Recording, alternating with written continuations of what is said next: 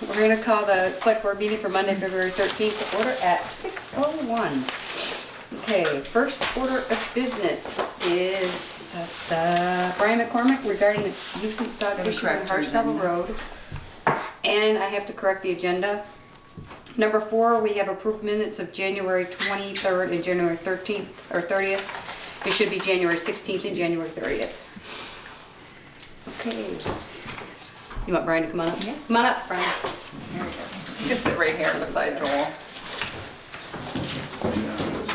No. Give that to Tasha. Tasha wants. Tasha, Will you give wants that it. to Tasha? How are you? Tasha. Thank you. Thank you. So I had given the select board an update about what we've been going, how we've been working to try to get the dogs at Baldwin's, and they're not coon dogs, they're Hunting dogs. just hunting bear hounds. And actually one of the owners of some of the dogs is also here tonight. Todd's not here and not going to be here, but another owner of the dogs are here. So Brian, I've spoken to Brian and Brian's wife Jen, and I have driven up to the area, as I said, and I did, to listen to the dogs, and they're barking. There's no doubt about it. And we've had ongoing discussions back and forth. Todd and Sean Freegard and Mike have dogs there as well, and they're putting bark collars on them. But it's not a full solution. And because when I went by the other day, or a couple weeks ago, whatever it was now, I forget, I drove way up in Moncton to listen to see if there were other dogs that were triggering these dogs to bark, and then I parked out of the sight of the dogs, so over here, and had my car off, and I could hear them barking. And I had spoken at one point with Todd, and he had agreed to buy bark collars for his dogs, and then there was a period of time where he was only putting them on at night, and then he started putting them on more often. That's mine. Then Down there with Peter. we talked about him building This one you forgot. a fence around the dogs, or some sort of berm. And the road foreman went up to meet with them to see where they could build the berm, and I think they did start some work. They had Wilder Wheelock there doing some work for a little while, and then Todd said that right before Christmas the water pump went in the house, and it was a money issue, and so they were going back and forth. But he has come up with a plan for the dogs, and his brother dropped this off for me. And so here's Hesty Road, here's the house, and of course Brian lives like right here, Brian? Yep. And what he's talking about is creating a berm along the road and basically fencing it in so that the dogs will not be able to see vehicles. And because my concern was that, are they gonna, even if they see them on SD Road? And so what he was saying basically is they would be fenced in all the way around, and right here off from Hardscrabble Road there would be a gate put in, but it would be also a stockade fencing so that the gate, so they wouldn't be able to see through the fencing. But they would this fencing? So, because right now they're in a large pen. Yeah. Which is Or individual dog houses, I don't know. yeah, There's 2 in 1 kennel, yeah. then Bristol and dog houses, other than a couple of Yeah. dogs. And Tobs are just hooked everywhere. Yeah. So that's, anybody coming from the north on Hardscrabble Road, the dog's gonna see them through Yeah. that fence. on Well, the he's street. saying that he's gonna create a berm, that there will be a berm right here. So that basically they will be surrounded by all 4 sides. Here the fence and the gate, here a fence, and here a berm. So he's saying that they would be all protected and that they would not be able to see vehicles. How many dogs are there? There have got to be, you got a dozen? I lost track of how many they got. I got 4. Yeah, He said on the radio today that he has a total of 15. okay. Total of And 15. I do know that he had moved some away from like the chicken coop, and there had bark collars, and he told me specifically today, he called this morning and said he has Colombian Wynock chickens. that means something to you, and that he lost 3 to a fox, and that he has a coyote around, he's gonna have piglets, and he said he was taking off the bark collars, because when the bark collars were on, they didn't have a problem with that, but as soon as, or had them off, that they were barking, they wouldn't have a problem, but as soon as he put the bark collars on, he has fox over there. I told him to get a hold of Kale, and maybe if it's trapping season, the thing could be trapped. So it's an ongoing issue, and you know, Todd, I've tried working with him about getting bark collars on and everything else there. I've looked at the ordinance. I mean, they're already chained, they're already confined, they're already, you know, the only thing they're not is muzzled, but I think that would be covered. Are they registered?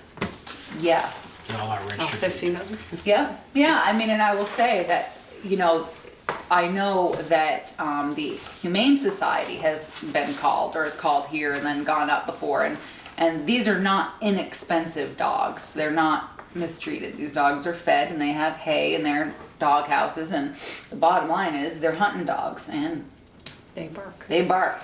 I'll vouch, I got $10,000 into my 4 dogs over Yeah. there, so. And And so, I got 218,000 in my house, and I'd like to be able to sit on the porch and enjoy it, which Yeah. I have not been able to do. And I'm getting a little fed up with this. yeah, How long I has this don't- been going on? oh, I can't count the I amount don't of know how times many I've years. called down here. yeah, we've been dealing with it for, you know, for a few months, just going back and trying to give them a chance to. And to I'm not provide- against hunting dogs, Of I course love not. hunting, and I love animals, but Yeah.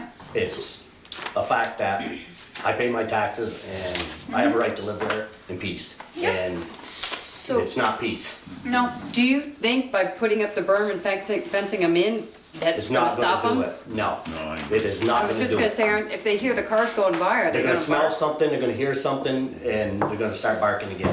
they would have to be in conjunction with, don't you think, bark collars? I mean, they couldn't just, you know, my stepfather has had bear dogs, and they had bark Maybe we ought to collars put the on. bark collars on them, Yeah, well, and then when they bark, they'd know it. yeah, you know, and I did ask him, I had a conversation with him the other day and just said, you know, can't you hear them when you're in the house? And I've talked to Scott, I've talked to Todd, and I explained to him in the letter that, you know, the options for the select board are there, muzzled, chained, confined. They're already chained, they're already confined, they're not muzzled. Give them to the Humane Society, or, and, you know, but, There are training devices that don't shock the dog. They give off a sound that humans can't hear, but that really annoy the dogs. And, I mean, some of these things are good for 300 yards. And what they do is the dog barks, this thing is mounted on a post, and it gives off a sound. And it is a fairly good training device for dogs that bark. I wonder if something- Looking at one of those, it looks like a birdhouse, It looks like a birdhouse with a, but it only covers 50 yards, which would be. oh, you can get them I mean, I'm gonna- 300 yards. I'm gonna put them up by my dogs. Yeah, They live with their bark collars on right now. I literally had to pull it off because it was growing in one of their necks. So I know it wasn't them full barking, Yeah. but, these don't You know. involve collars. right. That's These- why I wanna these are buy one of activated those to by put up sound, next to yes. them. I mean, it's up to Todd to deal with his. No, I commend you, you've done more than what you needed to. I'm not gonna buy collars for all his 15 dogs. No, That's no. that's $110 a dog out of my Right. pocket. Yeah, exactly. Right. No, and we've talked about it, and it's difficult for the select board, because if some of it is gonna be monetary, and then it's, you know, them I coming. think he just needs to get rid of half the dogs myself. Does he have somewhere else to You put them? got 15 Well, dogs, is you there don't. anywhere else? I don't know. you need them. We went through that, could he move the dogs? And I did send, there's another dog that's barking, that's Kendall's dog. And I sent Kendall a letter, because his dog is not registered, his daughter-in-law or daughters, I don't know, somebody else's dog there is not registered. One stays in, one stays out, but the one that's out, I said, you get a bark collar on it, get it registered, because we don't know if it has proof Oh, of rabies Dushan's? or anything, yes. Yeah. Because if that one's barking, then, you know, it's a course, they're dogs, there's one barks, they all bark, it's crazy. And, Yeah, I'm gonna put her on a service call, the dog didn't Right. hit me in the arm. Yeah, well, and I asked if we could, yeah, I heard it was mean. Insult to injury. You know what, Scott Baldwin was in, and Scott said that his dog was mean. Yeah. That Kendall's is mean, but I asked Todd if he could move the dogs. I said, is there any place that you can get these dogs away from, probably, but it doesn't sound like it within No. the property that he's at. So I, you know, honestly, I don't know. I mean, I think that Jen and Brian have been patient. I have tried to get him to buy, you know, bark collars for all of them. I've talked to him. I've been up. I'm out of options. You guys can, maybe you can come up with something. You said a couple of things earlier. I want to ask you. You said when he wants to take the collars off because he's got a fox and he's got some piglets that's going to have piglets. Yeah, he's gonna have piglets soon. and He's some afraid. chickens around. Uh-huh. Well, couldn't he leave the collars on and get a container for the a barn or shed or something to put the pig in the The chickens, and he's, so the fox doesn't get in right, there? I'm sure that he could deal with his chickens in some manner, and my impression was that some are loose, but the ones he was speaking of were in his hen house, but I don't know, and I'm not sure, I've never toured his property, so I'm not sure what the barn situation is, or the piglets, etc. But, however, I did say, if you need something trapped, then speak with Kale Pelland, as I know fox season ended yesterday, so it wasn't going to encourage Todd to dispose of the fox. That way, he Well, needs if to they're see hooked, if... the fox isn't going to run up to the end of the chain. And, I know, I'm This just isn't Wile E. saying, Coyote, he's you just know. saying if they're bark, that if They'll bark. That's what he's saying, is they'll bark and it'll scare scares the away the fox fox. away. So, I don't know. I I explained, can't believe with 15 dogs that a fox would even come that close. Yeah. I know, Me either. that's exactly what I said, was I was Not really. surprised that with the odor and that just they could smell them that they would, but, it's I not wonder next if this one. device that sends out the sound would also scare off the fox. I don't know. Coyote. Are they expensive? No, the one that I'm looking at's only like $85, I believe. But he would need several. That's what, the 30 If you yard bought one? one of the bigger ones, Yeah. he could Yeah. put it on his barn and it would cover that whole That's more exactly area right. where his dogs are, I would think. Okay. But the only thing I was thinking of though, where I want to mount mine, is every time a truck goes up and down the driveway, that the vibration from the body pounding will probably set it off. Well, then they'd learn not to bark at anything, that's right. Because there are reports of neighbors annoyed by dogs that buy them for themselves, just for their own peace of mind. And it keeps the neighbor's dogs quiet. I usually just go. So Brian could buy one and Yeah, fly it but for his dogs. The onus should not come on you. They No, got- no, I know. I'm not saying that. is I'm just the, saying. correct- I was just saying I'm that. just offering it as something that has been experienced. So you have the ordinance Do we have a outlined. noise ordinance? No, it's generally barking in the nighttime, which Kevin would tell you would fall, generally like after 10 at night Well, or there's something. some, We don't- there's some pieces of the animal control ordinance that address that. Right, which is what they're looking at now. Their options are, number 1, disposed of in a humane manner. Number 2, given to the Addison County Humane Society. Number 3, muzzled. 4, chained. 5, confined. What's your thoughts? I say mine are gonna live with their collar on. Yeah. Thing, so- Well, Do you have nowhere else to put them, Sean? No, I Yeah, don't. yeah. That's the problem with Okay. the 4 that I have there. I got 2 at my house in Bristol, right here at the park, and they don't say a word. Yeah, okay. I put a shock collar on when they were puppies, and they learned. Right. And these dogs over here, when I first put them there, they knew also, but once you keep adding more and more and more dogs, Right. I think yours started barking once Todd's. they're just gonna follow Got suit. I mean, more when and this then dog, they like she kept said, if barking. that dog down back's barking, they're all gonna bark. Right. because Yeah, and That's that's, just a dog. But. So, and I'm not sure how many dogs at some point there's a Todd's willing season. to put the berm and fence it in. Yes. Which I don't believe is gonna do No, nothing. I mean, that's like digging a hole and setting the dog in there and telling it not to bark. Yeah. If he does that, it would, it would have to be, well, the noise is still, I right. would think that the only way it would be somewhat feasible is, like I said earlier, would be to build a little kennel like and put them all inside in their individual kennels inside the building. Then if they did bark, you wouldn't hear them. So you're talking about constructing a kennel, constructing a barn Yeah, almost. it's to put kind inside. of, but it'd be smaller than the garage that he has over there, obviously, because Have you been to Comfort Hill in Virgins? I have, yeah. You can hear the dogs barking all the way from the corner, and they're all in individual little Yeah. containers. I wonder When you if have that's that many gonna of them. work. Yeah, you have that many. Yeah, and these are large dogs. Yeah. To tell you how far it goes, where Glenn Jewell lives, Yeah. up at the snack shack, they can hear the dogs barking there. Yeah. So that tells you how far the sound carries. Yeah, I mean, it definitely travels. I mean, I was near Brian's house when I parked, but I drove up the road, like looking for other dogs barking, anything else, and, but, you know, That goes when down you're- that little ravine pretty good. yeah, I'm sure it does, and, And when, so you drove by, then you came back and you parked down the road a ways. So I right. held the phone up to the window in Yeah. the summer for Jen Stetson. She was amazed at the sound that was coming through the Yeah, phone. that's true. No, yeah, I drove up the road, like, quite a ways looking for, you know, like I said, other dogs or anything else barking, and then I parked so that they couldn't see my car, and and they were just going. I was like, Is it an issue in the winter, Ryan? Is everything closed up?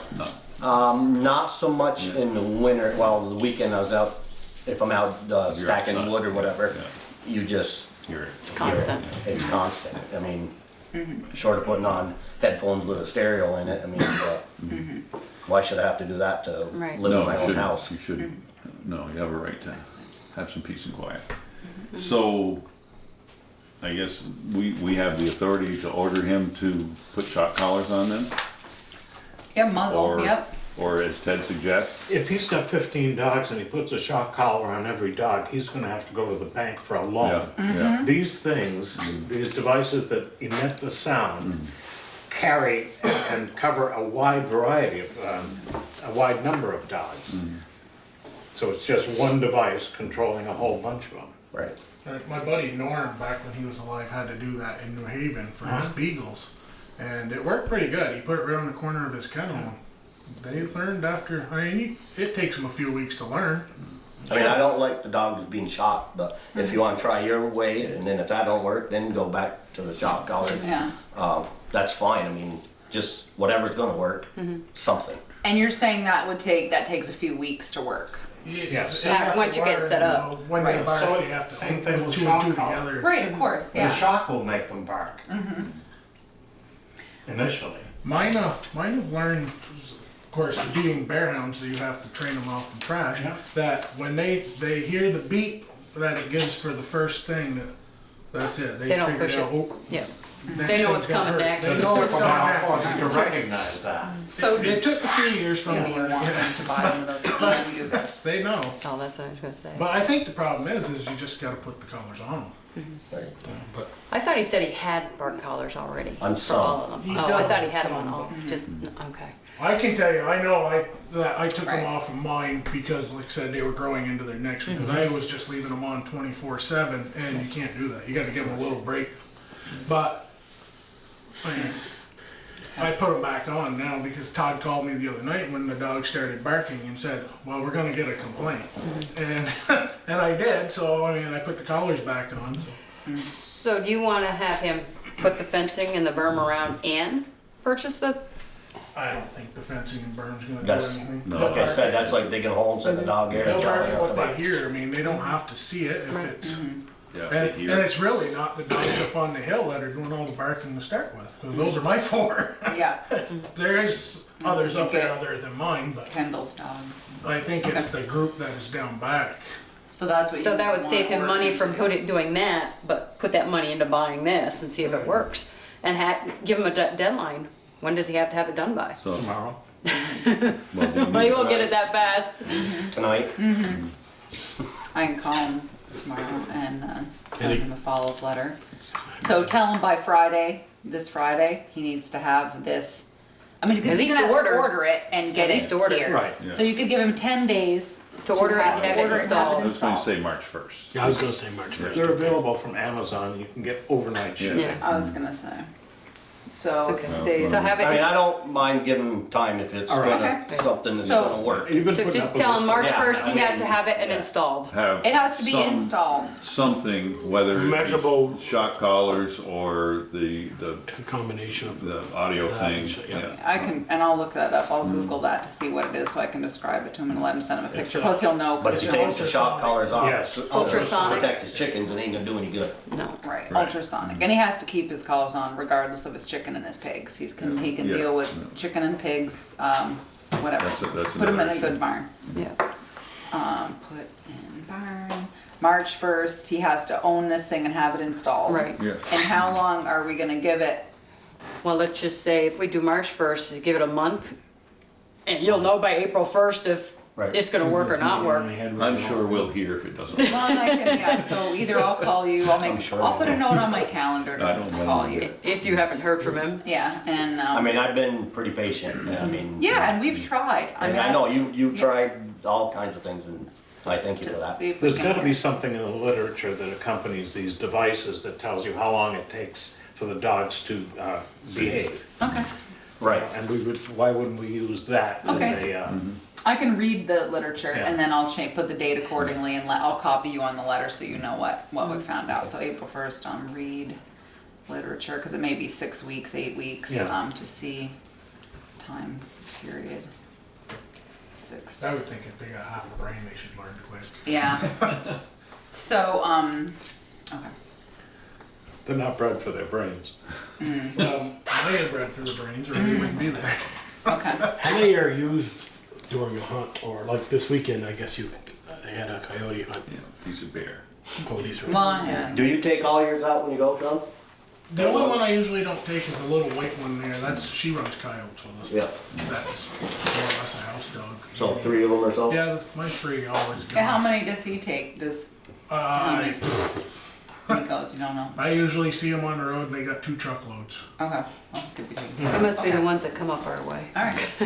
I always say if you can't do it with 3, you shouldn't do it at all. There you go. All right. All right. We So good? I'll go online, find that stuff, read the literature, send Lauren, give you a copy so you know we're on the same time frame. And then if you, I'll put a note on my calendar so that I can Yes. check in with you or you check in with me around that time and we'll see what we got going. Okay. Hopefully. Okay. Right. Thank you.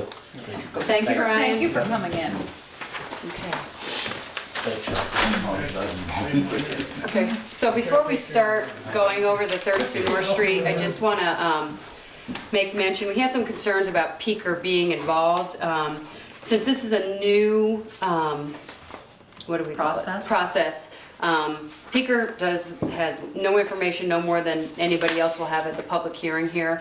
The last time we did this, Peaker wasn't involved in the decision when we discussed it, and he only had the information that was given at the public hearing as well. So we do have a conflict of interest policy, and Peaker is recusing himself from any discussions the board's going to have with this.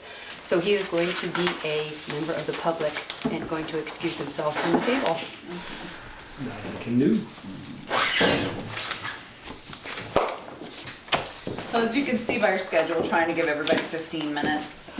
And I told people, the applicants, that they would, basically didn't need to reinvent the wheel, that they already had submitted their proposals and that this was your chance to ask them questions and, talk a little bit about it, so. Okay, Bob, you're up first. Come on up.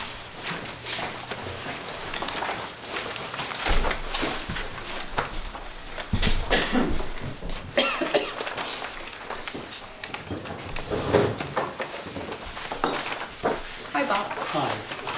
Hello to all of you, thank you for having me here. Let's see, did you all get to look over the materials I submitted this time? And did you get to see the pretty pictures? Yes. Yep, Okay, I good. gave them everything. Yeah, thank And these are the, Bob's colored photos, since we don't have a color printer, in case anyone wants to see them in color. Bob, We all have them in color. oh, I guess he did make them in color, okay, forgot, Bob made his own copies. I'm used to them denying them because we don't have a color printer, Yeah, so well, that's right. thank you for checking on that. Yeah. Well, let's see, the first thing I want to say is I think I may have made somewhat of a mistake in my approach to this, because it does occur to me that, except for talking with Peaker about this, I haven't spoken with any of you individually out of the meeting, which I guess I could have done, and in fact, Therese actually encouraged me to do that. And I didn't want to for a couple of reasons, and I think it was a mistake, so I'm sorry I didn't do that. Because that would have given you a chance to more informally learn what you can from me and me answer your questions if you had any. Among the main points offered by this proposal are the restoration of the historic structure and the use of the property as a taxable parcel. These points are shared, I imagine, by any other applicant. But distinguishing this proposal from the others are the following 7 points. By the way, you haven't got this paper. This is the paper I prepared for tonight for myself, okay? 7 points. The continuing use of the landmark property by the public. Invited to and working at the museum, a public use of the structure. The historic property as an economic driver for the town, contributing to existing business, bringing positive reputation and visitors to Bristol. The strong likelihood of grant funding inflow to the town through a non-profit organization. The use of the property as a destination, cultural and historical. The possibilities for volunteerism, for education. The possibility of an expanded role of the Bristol Historical Society. The increase of public awareness of Bristol as a place that honors its heritage and moves into the future with far-sighted projects. So I list them as I think they are differences between what I will present tonight and what you'll hear from anything else. I'm committed to making this museum clean, neat, presentable, attractive to visitors and residents alike. In my view, it's the only way that this can be. Nothing else is acceptable. 3 of the 4 local legislators have provided letters of support attached to the proposal. You've seen them. Senator Ayre saying, quote, continued public use of the historic firehouse property as a museum could merit state and national attention, could promote education, tourism, and additional historic preservation. Representative Baser says, a great project, one that the community will support. Representative Sharp, after importantly noting Bristol's historic position in the industrial woodworking business of the museum states, would be a cultural and economic development stimulus. I think all those things too, by the way. That's why I'm part of the reason I'm doing this. There are several parts of this proposal changed from the initial proposal which I presented to you in October of last year. An increase in the offered price, about 6% higher. In addition, I'd like to note that my commitment to this goes to putting my own money into the project, no borrowing. Okay? An offer to simplify the property tax. These are the points that are different from last time. An offer to simplify the property tax point and to get more money to the town by agreeing to pay taxes for a specified period, 5 years, with a possibility of elimination or extension of that. So at least 5 years worth of property taxes for an enterprise that would very likely be able to be exempted. Okay? A recognition around double the amount of the offered purchase price would be put into renovations within a year. An earmark in the proposed funding of $20,000 for wastewater design and construction if and when necessary. A timeline with a 6-month period before opening, so you've seen a timeline, that's in the thing. An offer to sign an agreement stipulating a clean public use, no warehousing, no junk, whatever you desire on that account. It will be nothing to me because I don't intend to do those things, and I'm happy to put it in writing. An offer to further negotiate if selected. This proposal presents real opportunity for the town that other proposals won't, opportunities noted carefully above. Along with opportunity is risk, the real risk of non-success of an unusual idea.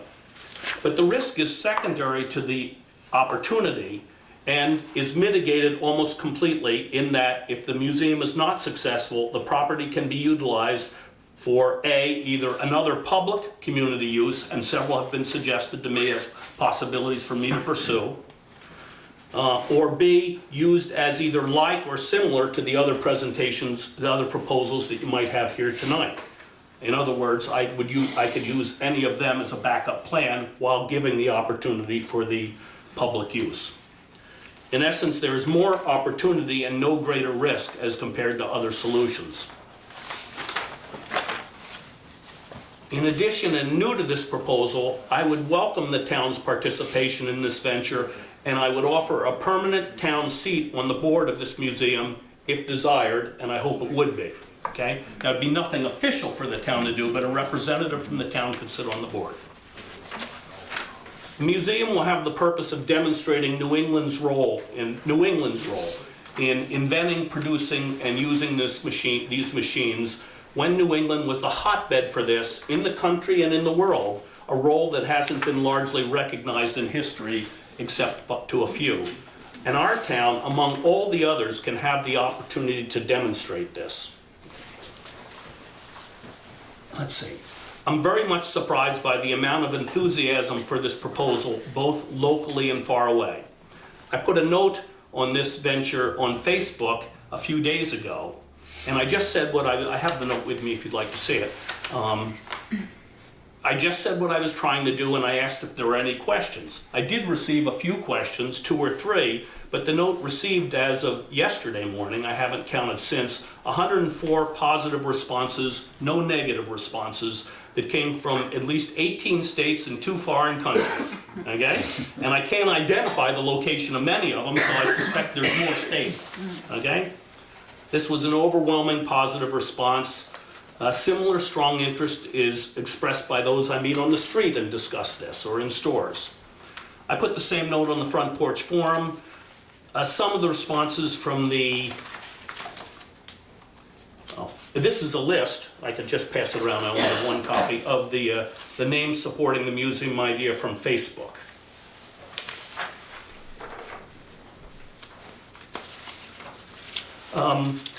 Some of the comments that I received on Facebook and on Front Porch Forum, and then through emails that came, I think, through Facebook, are similar to these.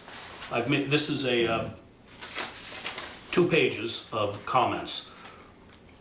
You're not going to read them all, are you, Bob? Of course not. I was going to say, because your time is limited. But I think I have a good many minutes left. Oh, you do? Yes, That's you do. good. Let's see.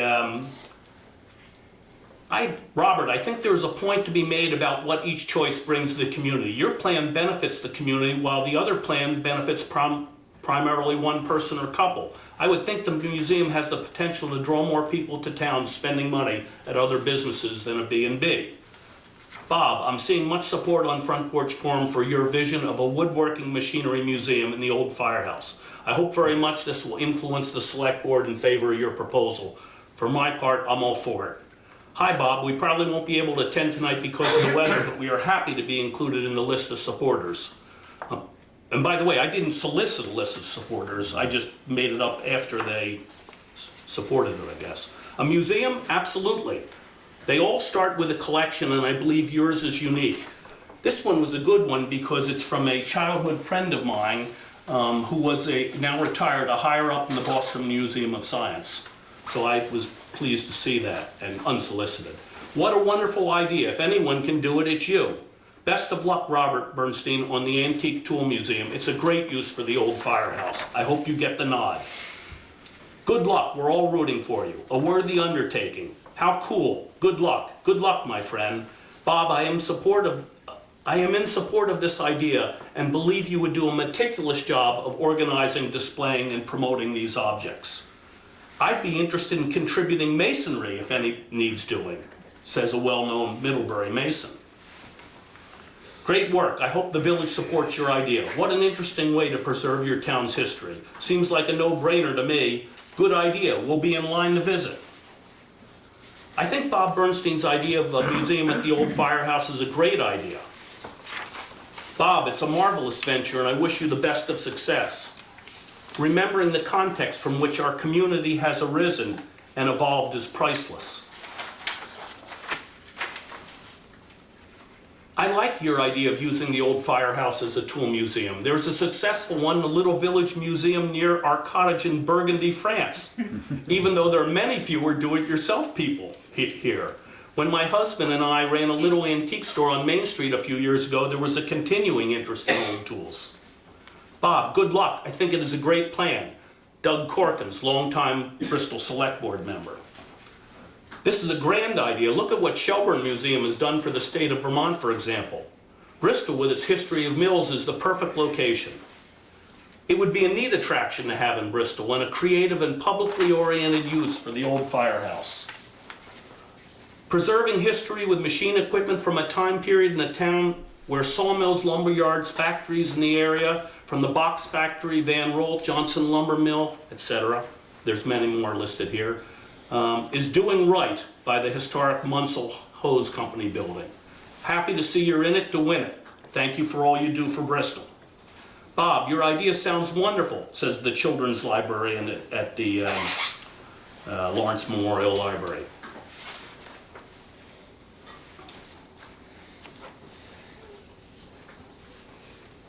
Enough, I think.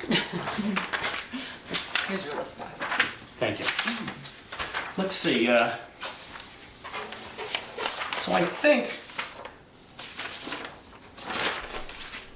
so I guess I thank you for your chance to propose this for the historic building, and I'm ready to be trusted with it. And of course, I'm ready to answer your questions as well as I can, or to discuss this further in any way you desire.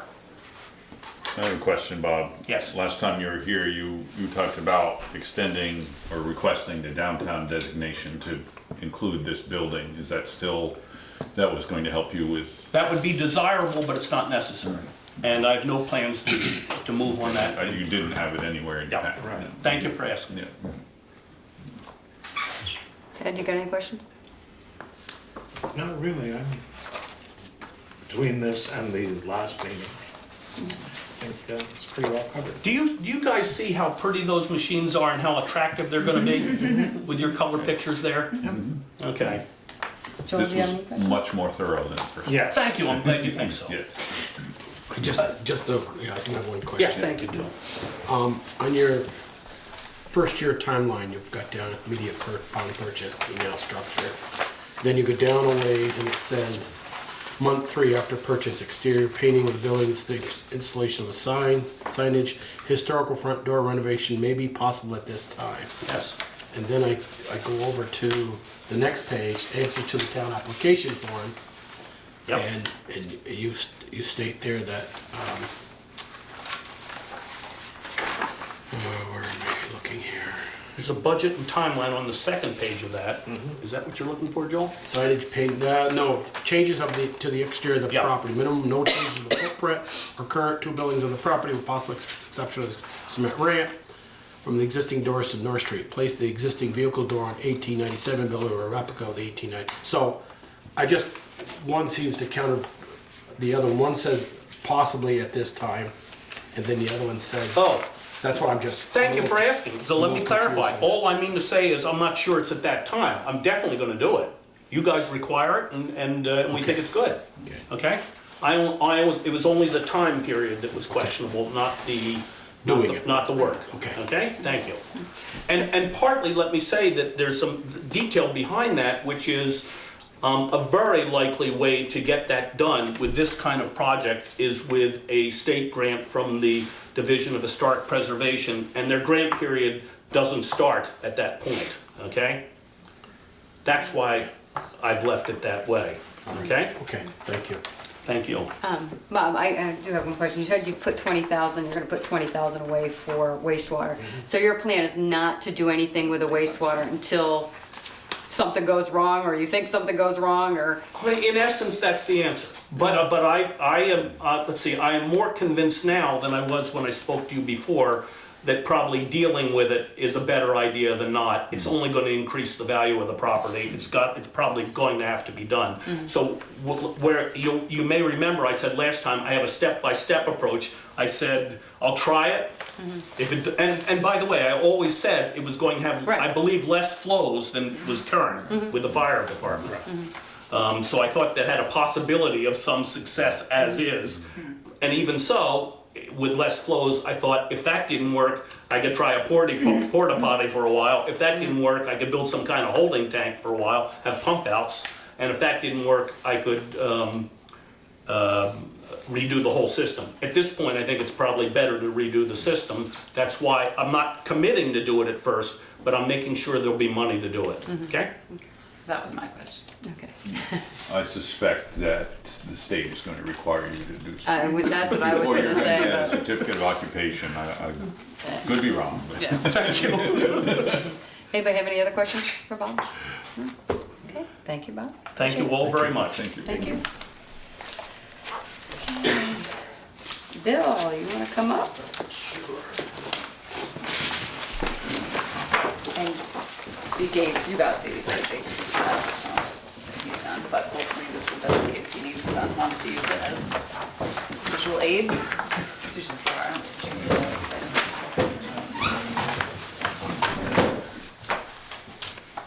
Bill, do you know everybody? Probably not. No, but I've seen you on video. Aren't we a charming group? Yes. Start down here. So we'll just introduce Here's ourselves. a copy. Ted Lyons. Ted. You know Teresa, you go way back. Michelle Pearly. Yeah, no, don't. So, all right, so you have, let's see, you have Bob's, and here is Bill's. And this is the drawings that everyone got in their packet, but we'll give one a set to Bill, certainly. And I'm gonna say I've built houses with less information than this. Well, I took the project on pretty serious. Yeah. I'm right now renting, or I should say staying with a friend, being their roommate. And this opportunity, and I will say it again, opportunity, because this would be one of my finest projects I've ever done, if I should get it. I've gone over the building, top to bottom, front to back. I've been out there numerous times to take a look at it. She's got signs right now that I didn't see when I first made this up, that she's starting to lose her roof, but still not an issue. I've been trained in it. To give you a little background, I gave you a resume. Okay. I'm an extensively trained military structural superintendent. Background covers anything that can be covered in masonry and carpentry, predominantly in carpentry. I've ran up to 75-man crews, taking on every kind of sort of project you can imagine. It goes all the way back to World War I as far as buildings are concerned. So yes, I know this building thoroughly. My son and I spent almost an entire Saturday just going through the whole entire building. I have no problem with any of it, to take care of it. I want to restore most of it to its original state. The ceilings, the walls, the front of the building, make it structure again so she doesn't sway. It's amazing that she has 27-inch wide foundation walls underneath it. It was awesome to me to discover that by dimensioning the outside versus the inside. She still has her old coal chute. The charring that's upstairs, that needs to be addressed, but that can be taken care of by scraping and painting. I've already talked to the insurance company. They have no problem as long as I get it taken care of. I have 3 people that would be involved in the project. Yes, it's going to have a septic service. I know where the cistern tank is, but I'm not going to count on it. I know exactly where it's at. Okay. The electrical is going to be taken care of by an electrician. Okay, that's something that I don't get involved with. Plumbing, I can manage and take care of that, but most of it's going to be myself. And best helper I've ever had. or innocent bystander. No, he's well trained in working with me on the project, so it's I'll be honest with you, it's aside from somebody else that I know that help me on projects. If you'd like to see some of my work, please talk with my brother. You can go over and see what he's had done to his house. But I plan on restoring this in ways that other people won't be able to. I know how to make those windows. Okay, the doors are going to function as not as they were before, but as what they call a garage, an appropriate one that will go up. Okay, so it will maintain. What you see in looks on the prints will be what it looks like. I've done it extensively down in Florida where people want to have the look of carriage house doors, okay, but they want the convenience of it when it rises, so I'll be able to repurpose the doors that are there. I see no structural problems that they're inside the building that a 4-ton truck won't touch ever again. Okay, so I won't see the pendulum part where the floor joists are going to go up and down. I will make this my home. I would extend to the town that I would like to make it part of the town. I'd like to put its signs back up. Only with one change. I'd like to put retired underneath it. Okay, so what it is that if they would allow me, I would decorate this every holiday that the town would like me to get involved with. Okay, she's an old girl, but a proud one, and my family's always proud, and we're very excited. I've even got gentlemen that found out about the project that they want to bring their fire trucks to here to demonstrate in town, which I was amazed at hearing. Can we park it around the fire station? I says, yes, you can. I says, but I have to get it first. I am impressed that I could even find a building that is one owner from that time period. It's actually very nice. I've always wanted to come up to New England and rebuild an older building, but a firehouse, well, that's the top of the list. I have financing for it. I also have monies that are my own to invest in this. I have already talked to a lady that was very excited because she didn't think I'd ever find a project that I could actually put the monies into it. Okay, so I do have financial backing. There's a letter in there from her that shows that. I've already talked to heating systems and things like that. I'm going to be changing that. I think I want to find ways that it'll be more efficient. I do want to use this for my own use. Okay, I do woodworking. Okay, I do some very beautiful woodworking. No, it's not going to be a cabinet shop. It's going to be a woodworking shop. I make front entries, entertainment systems. I repair furniture. I make furniture. I'm looking into tooling right now that I've never had that I want to have in this. It is a very large opportunity for me, and I would be honored if I could have the building. I do understand that the town has interest in the building. Okay, she will be a gem in the town when I get done. The first thing I have to do is I have to make sure she's weathered. So the roof will be first. That front will be the second, and then the rest of the building will be done. My residence will not be done until the outside is accomplished. She's got to be pretty, and she's got to be weathered in. That's my project. Anybody have questions? Yeah. I actually like your timeline. Yes. Very well done. You mentioned the sway, and Peter and I have been in that building when the wind really blows, and yeah, it sways. You don't want to leave a glass of water on the counter. It does sway. How do you plan on stopping that? I guess That's easy. The front of the building, it gets what they call cross bracing. Okay. Was that weekend when they put the two doors in? When they put the two doors in, they basically put that on stilts. Yeah. Yeah. And what is it? It's bending on the outside walls. What I was amazed about is she's That it was still standing? she's still level. She's still level. It's amazing, but she's still level. I don't know. I won't be able to find out what the two doors have done until I open up the back side of the building, because I've got to brace this off before I can even propose that. But I'm going to use original material.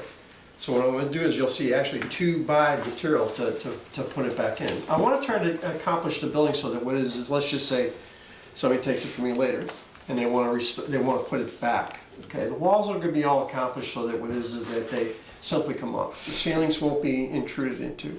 The horsehair plaster that's in the building, okay, that's going to be reaccomplished. I am. Yes, I'm old enough to know that stuff. Yes, but it's not easy, but it can be done. And I know somebody that's behind me that was just kind of interested in seeing something like that, because his dad's taught him quite a few tricks, and this is going to be a lot of that to it.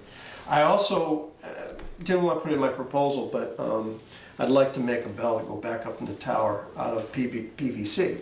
I've got a way to do a lathe turning that can actually make that bell look like it was, but I won't have the structural problems that comes with that big brass bell. So Yeah, I'd like to make, like I said, I really like to help take the bells and whistles off for this one. And you did see the big 2-foot piece of steel I-beam above the Oh, ceiling. yeah, I They did. hold up the tower. Yeah, and if you look at the front, if you look at the two doors, if you could stand back far enough, you'll see that she's down a little bit. But as soon as I put the materials back in it, because you got floor joists that go all the way from one end to the other. Right. It's amazing the timber that went into this place. Absolutely amazing. The floor is the same way. I think the only problem you have with putting the trucks in there is you created a fulcrum. So what it is, it popped up the other side, is what it was doing. And the extra bracing helped, but it took away from what that floor, of course, it was never intended for the big heavy trucks that you had put in there, so. So your plan with the windows is just to refurbish all of them? You're not gonna replace them? Is that what I'm reading? No, Right, I'm gonna make them so that they functionally are. right, like they are. I build windows right now for Connor Homes. I can make these windows, because if you look at the glass, a lot of those windows are still original. They're rolled glass. No, they're gonna be the same. Actually, these two windows, I believe, are down in the cellar. Really? Yeah. You should Look down in the front corner. But the ones I found downstairs were the inside hangers that go It could be inside. those. Well, what I'm gonna do with those is I'm gonna put them back in their windows, but I'm gonna put them on hinges and gaskets. Because I was talking to the engineer at Connor Home, well, it's Jazz Benson, but he told me that I can get the same thermal effect as the thermoglass is trapping that space of air. The only thing those windows don't have is pulleys and weights to make them easier to go up and down. A lot of the windowsills are rotted out, but I'm taking them out. The first one's going to be this one up here. What I'm going to do is use it as the example for making these two down here, because they're all the same size. They're all exactly the same size. Like I said, there's amazing things with the walls. I'm willing to bet that it's probably even balloon framing. It's probably framed from top to bottom, because that's the only thing I can think of that kept that thing from wanting to fall over. A question I couldn't figure out on the plans, Bill, was the hose drying tower. What is your plan for that in the? I couldn't tell. I couldn't It's tell. going to be a pantry room. So you'll be able to see it. You'll be able. If my measurements are correct, the hose racks that are inside there are Yeah, just the above ceiling. spindles? Yep, are Yeah. just above ceiling line. Okay. And where the doors are, they come out down underneath. On the Okay. first floor, second Uh-huh. floor, first floor? Right, Okay. they're gonna stay. And what is, I put a floor in above that, and that ends up being a pantry. So. Yeah. Yep. Just the first floor. Yep. Right now, underneath where the hose rack is, there's doors that are right here underneath. What is, the ceiling goes from the Right. wall back, Yep. okay? And the doors are still there. Yes, right, yeah, Right. we know that, yeah, because Right. we Two did doors and this. four. So there's gonna be a floor in above that. Then you go to the second floor. And this room stays exactly the way it is. The only thing I do is enter in a new door. All right, so this is where you'll see it. Right. Basically from your living quarters. Right. 'Cause Okay. it's all beadboard. It's gorgeous. beautiful. Yeah, It's gorgeous I've seen inside. it. It's I think Kevin LaRose, when I was there before we put that false ceiling in, showed it to me, and so I was just curious. I couldn't tell by looking at the plan. It's got the ceiling goes all the way to the roof. It's cool. And for it's sure. really cool. It is.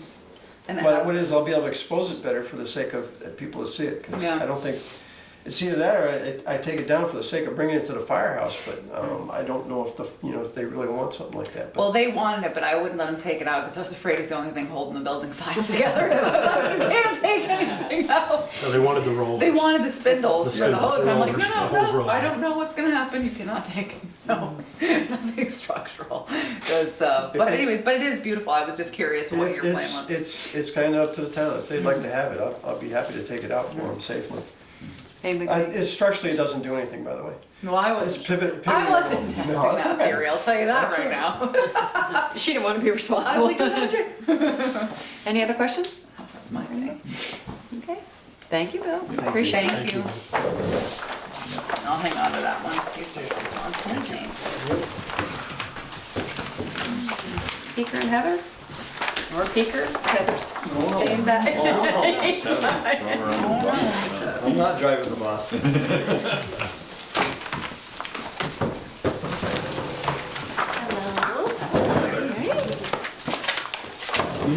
You know, Nope, I said nice to meet you. Nice to meet you.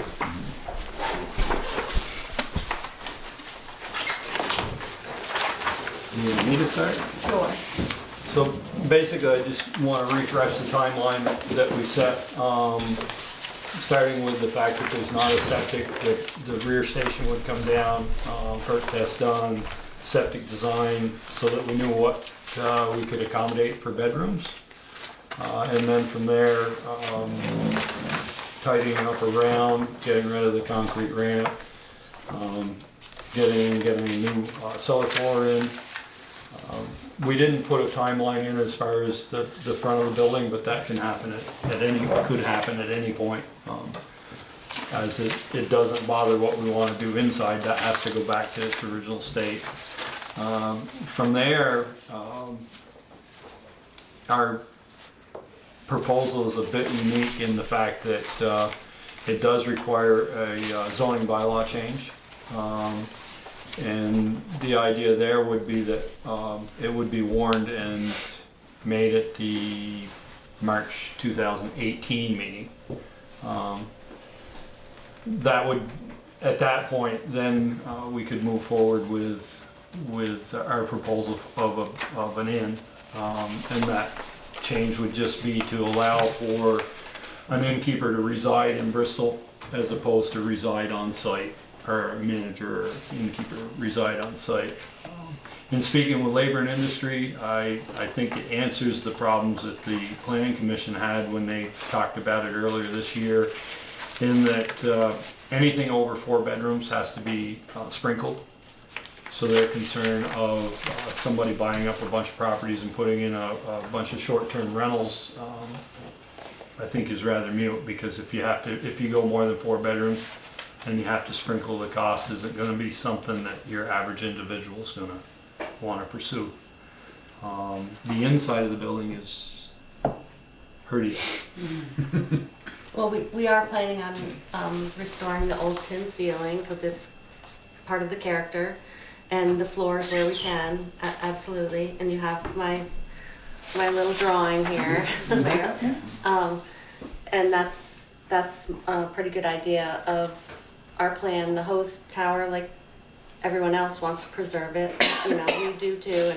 And I have high standards to preserve the whole history of the firehouse as well. I'm not just planning on making rooms to make money. I really love the historical part of it, and keeping that in mind, having that hose tower place viewed by anybody, the public.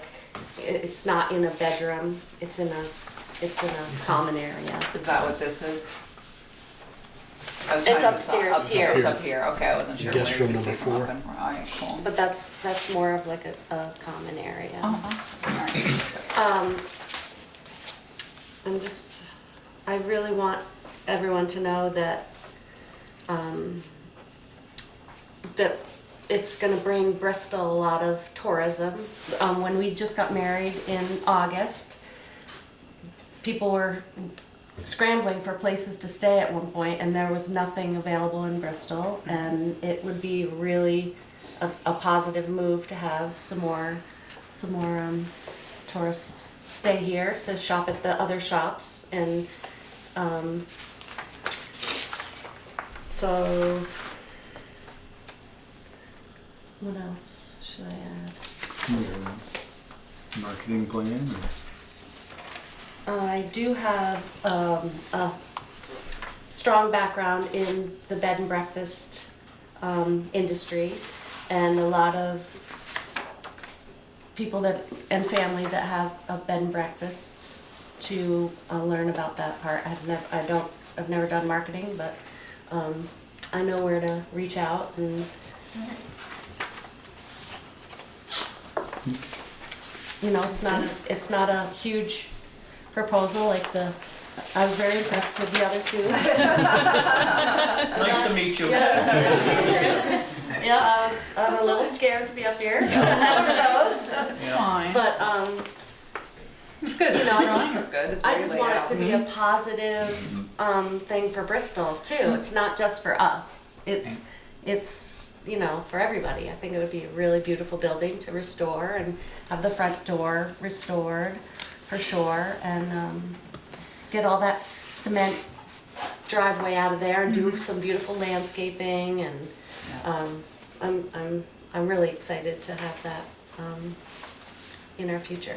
Could if you possible. elaborate a little bit maybe on like the kitchen, like how's your plan? Are you gonna do meals for them? Are they gonna use Oh. the kitchen? Or maybe you could talk a little bit about that Oh, if you don't sure. mind. Sure, 'Cause I was no. trying to understand that. Okay, right, it's a basic kitchen concept, Mm-hmm. and it would be breakfasts. Mm-hmm. So, and we're not intending to get an alcohol license Mm-hmm. for alcohol, so it'd just be breakfasts.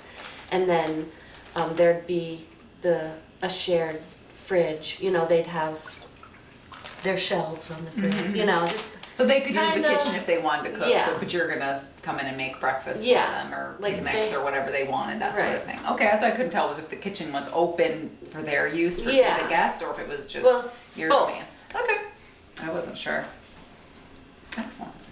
Couldn't- Common, it's a common Yeah, space / kitchen, so that you don't have to hang out in your bedroom the whole time if you're here visiting. And we don't have to have mini fridges in every room. Oh, right, You know, and exactly. coffee makers. They can come downstairs and or wherever and sit and have Socialize like it's their and- home, yeah. you know. yeah, that makes sense. That's, I was wondering, I kinda thought that, but I couldn't tell specifically, so. You were the woman to ask. And I'm really excited about the outside being really pretty too. Not just the inside. It would be definitely, you know, decorated with antiques and that kind of furnishings. And but I have a big background in gardening so, as well. So. There you go. Do you guys plan on keeping all the windows, I see you're gonna They'd make all them be more replaced, but with the same spot, you're not Yes, adding or same spot, taking away. Same size, Size, same yeah. design.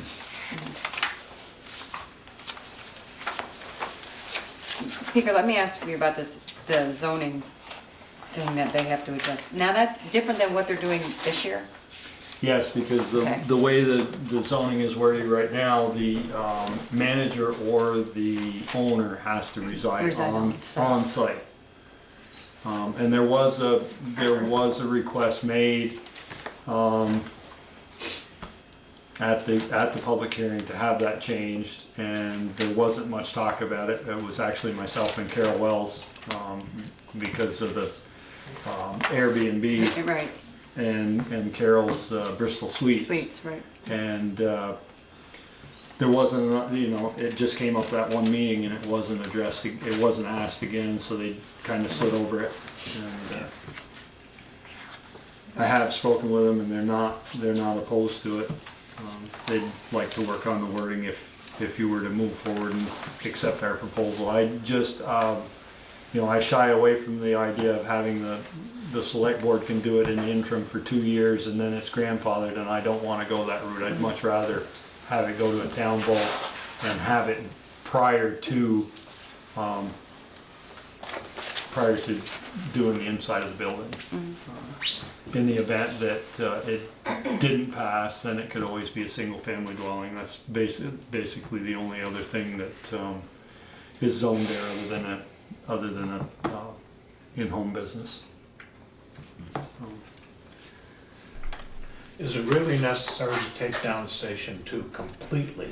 Or could you take down part of it and use part of it for the on-site? Actually, my intent with that building should we get this is to relocate it to another piece of property, so it's not gonna go off the tax rolls. It would be relocated and rebuilt. I think by the time you get your isolation distance from all the property lines and everything, you're not gonna have much space left for septic. Okay. Also, are you going to be required to provide handicapped accessibility, some sort of an elevator or a stair lift? Not to the second floor. We might have to make one downstairs. I got there again, if it's successful, the first one in would be Labor and Industry.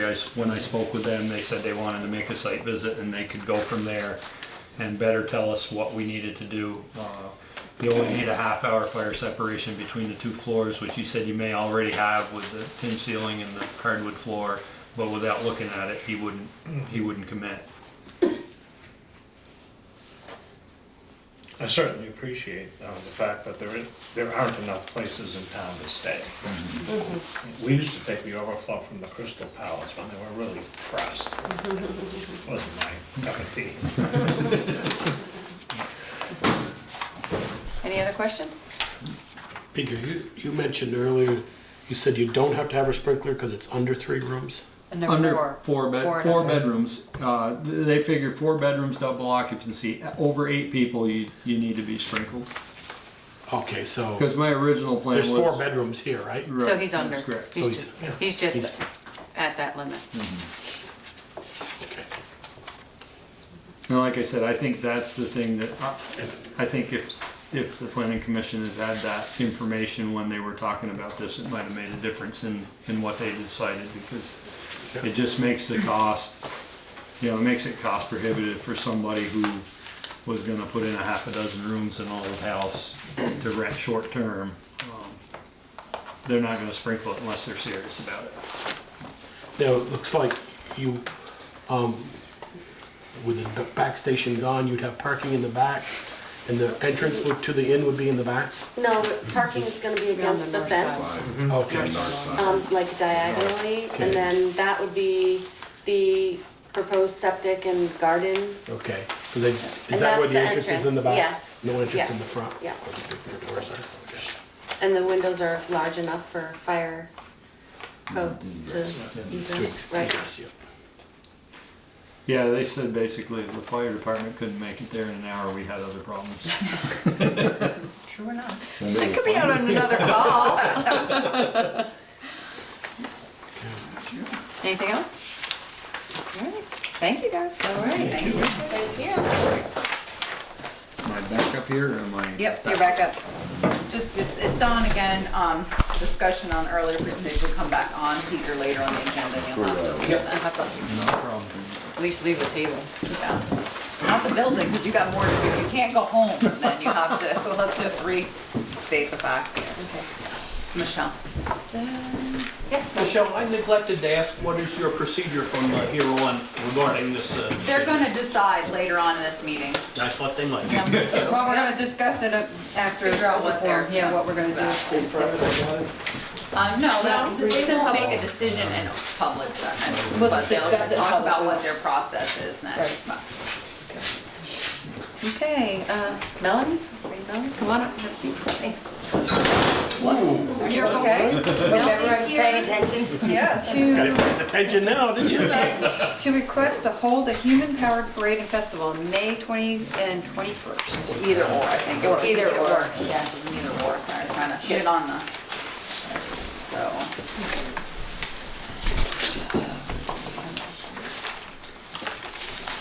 So Do I the take board, questions or well, do the I board present? could introduce themselves Okay, first. great. I was surprised, do you live in Bristol? Yeah, on Maple Street. Are you related to Gary? He does the biking. Someone asked me that today just because his name is Kessler and he does the big really? Green Mountain stage race. And I was like, probably, my guess was not, but I wasn't sure. So, but anyways, I'm sure Peeker can. Sorry. Hi, Peter. Peter. Peeker. Peter, copy. Ted Lilas. Joel Bouvier? Michelle Pearlie. I'm Teresa. I was the one who was emailing you. Okay. If you just want to give us a brief, what your plan They is, I did mean, we get do all have that. your narrative. Okay. Just so you know. All right, super. History, background, I'll look at the clock 'cause I talk a lot, so maybe 3 or 4 minutes. I don't really have any hidden intention, except that I did this event. I used to be in charge of all of the bicycle education in the San Francisco Bay Area for 7 years, and the event was just so inspiring to see all the possibilities of bicycles, specifically I used to be a cargo bicycle deliverer, so there's so much you can do with all these crazy long bicycles in Vermont and all over the country. But also I'm working with the principal at Bristol and Mary Yates, who is someone that lives in Bristol, to start up a Bristol Safe Routes to Schools program, which promotes walking and bicycling to school as a counteract to obesity and climate change. So there's a really successful Safe Routes in Middlebury, and so between basically the Human Powered Parade, I think, has a way to access lots of different groups in the community. I have the Teen Hub helping with a BMX show and a skateboarding show. And I'm presenting in the auditorium at the middle school with 2 of the teachers to try to get the middle schoolers involved with planning. Because really their bicycle is their freedom. No, it's like that's the only way they can really get around without hopping in their parents' car. And then on top of it, just with Bristol being at the bottom of all these gaps, so my intention is that I love bicycling, and I love engaging kids, and I love building community. And I've seen this event as being a really successful way of doing all those things. I would hope that it would build, like it would stay in Bristol. I think Bristol's a fantastic town. We've been here 3 or 4 years on Maple Street and another year or 2 on Spring Street. Just a fantastic place for parades and a place for neighbors to really get to know each other. And so my goal with this parade is to kind of put that back into the culture a little bit, and eventually to, if it is successful, then it would be something that Bristol could have as a festival and event in the future. So I'm working with Middlebury Underground, who put on Food-a-Roo, and it was a big food festival. It attracted about 1,000 people this year. And so they're helping me with all the official festival planning. And I've done festivals for the last 2 decades, mostly for nonprofits, not as necessarily a moneymaker, but you never know. It could always happen. But this is much more from my intent, just to bring a positive experience to the place that I live, more than necessarily a moneymaker. So. And I can go into the details. That was kind of the philosophy, but I'm working with Brian at the Hub and Ryan, the 2 directors. They're working with their students, and they have a lot of connection to music in Burlington, but I'd be happy to get any band. We're trying to get a youth band to play as a kickoff to the parade with a BMX show. And then the parade, I included the map. Yeah, you did. Mostly we wanted to keep it off of 116 so as to not deal with the zoning of the state highway. It goes through both of the bike paths, the one that goes past the high school and also the little cut through near the gym to end up at the green. Because we wanted it to be in town. It goes past the elementary school, it goes past the middle school and high school. Because we're really hoping for it to mostly attract local families. And then the festival, I kind of wanted to get everybody's idea on that. When we talked I had a meeting with the Bristol rep, with Darla, and she was talking about how there's a lot of festivals in Bristol that don't bring pedestrian traffic into the downtown. True. And so one of my thoughts is that I'm renting hopefully a pedal-powered amp, which is really cool for the festival, that will have music down at the green, but I wanted to try to have a second stage, and I haven't talked to Tandem yet because I needed to get you guys' agreement, is to have a small second stage where they've done it. I guess they did a little stage or area near their bank over there alleyway, for local human power. So I was gonna call all the gymnastics clubs, taekwondo clubs, dance clubs, so that youth have a chance to show off their human power and perform, and have a local way to a chance to perform and see who bid it. And then a few circus performers over there. And my thought was that if there was a stage with a lot of family stuff going on, people would be forced to walk over to that small stage.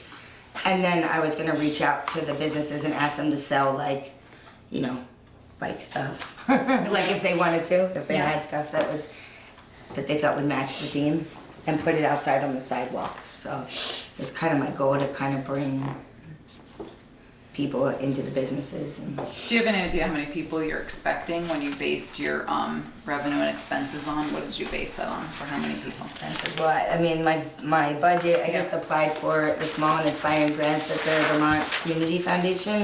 So that would be basically our revenue right now. And then I need to get vendors, hopefully. Really the expenses are just decorating items, which I was hoping to get donated. And then Yeah. if we found vans, I mean, I'm volunteering my time. Yeah. If we get vendors, I pay myself, but it's not of a huge necessity. The parade that I organized in California had 200-300 people. I think, I mean, I would be happy if I had 200. I would be happy. I'd aim 300 people in the parade, just because if I'm presenting at an assembly program in the middle school and high school, and working at the after-school program in Bristol, that would at least engage a lot of families. And then I don't know if you guys have ever heard of kinetic sculpture. It's like moving art. So there's kinetic sculpture races in Baltimore and California that like thousands of people come to those festivals.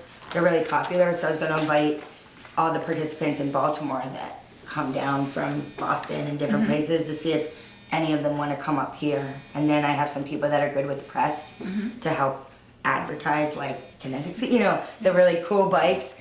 And I do actually think it would be really great for Bristol, like if it works. I think it's a really fantastic festival that has a chance of putting Bristol on the map for that event, because it's unique and, you know, all those things. So this would be all grant funded, privately funded, so whatever expenses you have, it doesn't sound like there'd be a lot of. Yeah, the only expenses right now that I'm looking at is, as I said, like art supplies, and Darla said that if you guys gave the okay, that Bristol Rec could help a little bit with the insurance expenses for the downtown, because she was open to having Bristol Rec as one of the sponsors, because we're gonna go in together and I'm doing some family bicycle safety workshops for Bristol Rec leading up to, like, how do you bike with your kids on the street? Do you bike with them behind you? Do you bike with them in front of you? Do you bike with them on the sidewalk? Training parents, kind of the best, safest way to do that. So because of that, Bristol Rec is really excited to sponsor, because it adds activities to Bristol.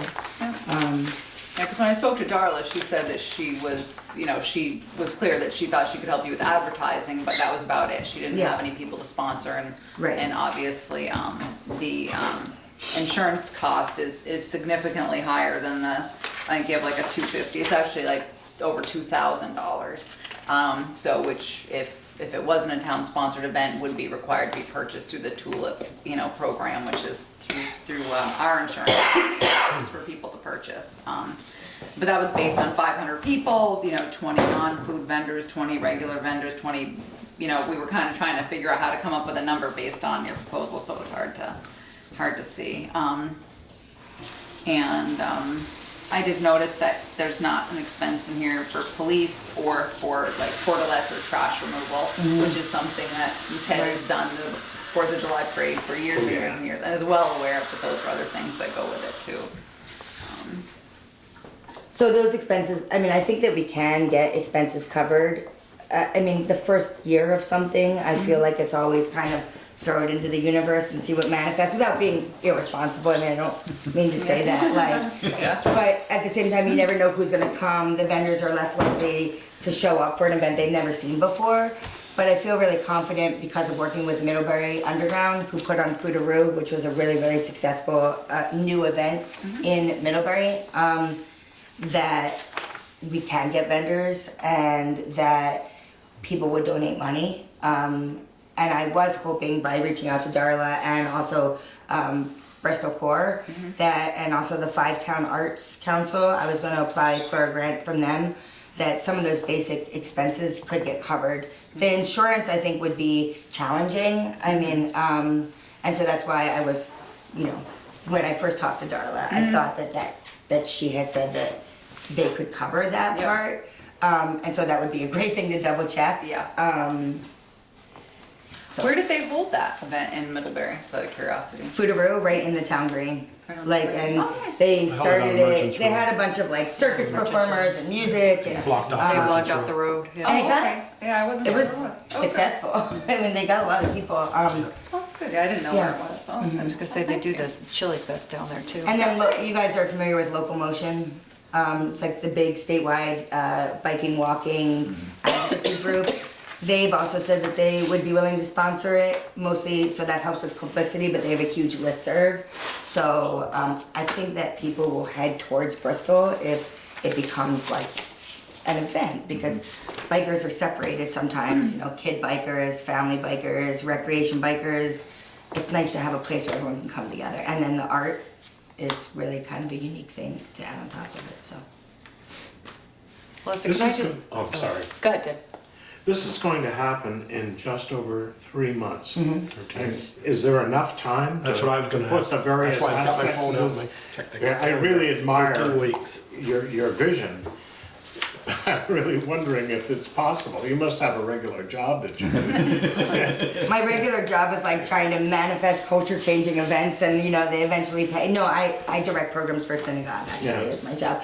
But I'm also at home with 2 toddlers, so, but it's more like a collaborative. So Middlebury Safe Routes, if you know, and the Addison County Walk Bike Council, they're launching. And so they're really excited about having an event that they can take all their connections to kind of celebrate this increase in biking infrastructure. I've talked to some parents now, like, you know, I have kids in the community, just getting people excited about like making floats on bike trailers. And I kind of was hoping that by the end of the next 2 weeks, I kind of have like a write-up of like, you know, here's a float, this is the parade, sending it to the boys, you know, like any basically youth civic group. I'd love to really challenge them to say, hey, like this is a chance to walk, like human power, you know? So really emphasizing that like we're a community, this is our human power, and that as we come together, we empower ourselves to build our community. And so, you know, granted, I have a big vision, as you saw, like bringing kinetic sculptures in from Baltimore and like, you know, blah, blah, blah. But, you know, even if it was just 80 middle schoolers totally amped about being on their bikes, you know, maybe 20 cargo bikes, because there's a nonprofit that brings fleets of cargo bikes, and parents and kids from the elementary school and all my friends that are toddlers and anyone that you guys know, that's inspiring to see 200 people on bikes and skateboards, you know. And then maybe next year, if it works out, then it would be much easier to say, let's have a art contest, you know, and build it up from there. So I'm trying to kind of keep the biggest vision, but also be okay if it's just Addison County, Bristol families that are filling the streets with vitality. The other question I have, are you gonna be shutting these streets down for the parade? You know, I need, like, that's why I emailed the chief of police, Kevin. Yep. And he forwarded it to me saying, I'm not sure Therese, when this, usually he comes in after the select board has approved it, and then he'll. So I think I would probably have to, I mean, I guess I've organized 4 parades in my life, and each town is different, so I don't know what the process is. That's why I'm presenting Well, here. are you envisioning shutting the streets down for this parade? I don't think that we, am I envisioning it? I kind of feel like the parade is probably going to take about 5 minutes or 4 minutes or less, you know, if it's just people riding bikes. I don't think that we need to shut, I don't know, I'd ask for advice. Do you think we should, or I should shut down? Well, it depends on, I guess. How many people? If you're gonna start on the back of the park and come to the front, you probably wouldn't have to shut a street down. If you're gonna start at Mount Abraham or Yeah, the Mount park or the hub, Right. and you're gonna come over Liberty Street and, you know, up through West Pleasant, you probably are gonna. Is this starting at the Legion? Yeah, it's The well, hub, starting at the hub. At the At the top. top. Yeah, that's what it says. So, and also what's Oh, cool that's is what that okay. they're trying to do a fundraiser for their skate park. I don't know, you guys probably know that. And so I'm really encouraging them to publicize that at the event to bring more attention to the skate park and, you know, pass around a hat. And they're like, oh, we never thought of that, so it's cool. So is your parade, you mentioned something about floats. Is your parade gonna have floats in it too, or just bikes and skateboards? Bike powered floats. Like, Yeah, but, well, my concern is if you're coming in through the alleyway, by it's narrow. there, it's narrow. Yeah, there's So actually you have to make sure that they can pillars. make the corners and get through there. I mean, I would be so excited if, you know, I've parked like 30 by 20 foot bike floats that look like praying mantises. Like, you know, that would be awesome if that came through Bristol, but I can't promise that. I would love to be like, you know, but if the float's too big, which would be great, then we'd probably just have to take the ones that didn't fit through that alleyway. I don't know, a different way. Yeah. Um, Is your the budget, the revenue and expenses you have here, is this what you're basing everything on? Because I'm looking at it, you got 5,000 at revenue, Your expenses are about 5,200, but out of that 5,000, it looks like the festival director, the sponsorship liaison, the infrastructure director, that's like $3,400. Yeah, for staffing. Yeah. For staffing. I mean, I always think if I do a festival, if I make $1,000 all over it, that's great. But generally, the money ends up, especially the first year, going towards other expenses. So I kind of feel like it's nice to think that you'll pay your staff the first year, but generally, It's more volunteer. it's more volunteer, especially the first year. But then if it gets off the ground, it benefits the town and it also benefits the festival organizers, obviously. So, you know, and anytime you first do a budget for a grant, it's like an estimate. So I don't have porta potties in there, but it could come off of some of the staff. And then I guess it would be if the city of Bristol wanted to co-sponsor the event, like, and we needed to shut down the streets, then would the expense of, like, police be covered? So those are questions I guess I have. Questions, anybody, thoughts?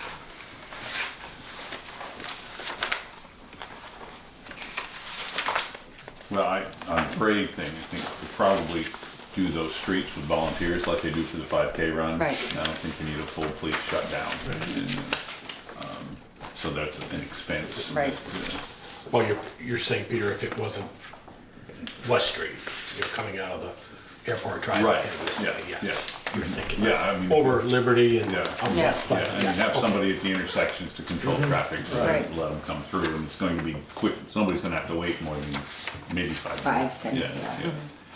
Or, and there's other ways around too, so. I mean, if it was, you know, so many people that it was 20 minutes, that would be enough. But I think I would know at some point. I suspect not the first year. Yeah. Oh, come on.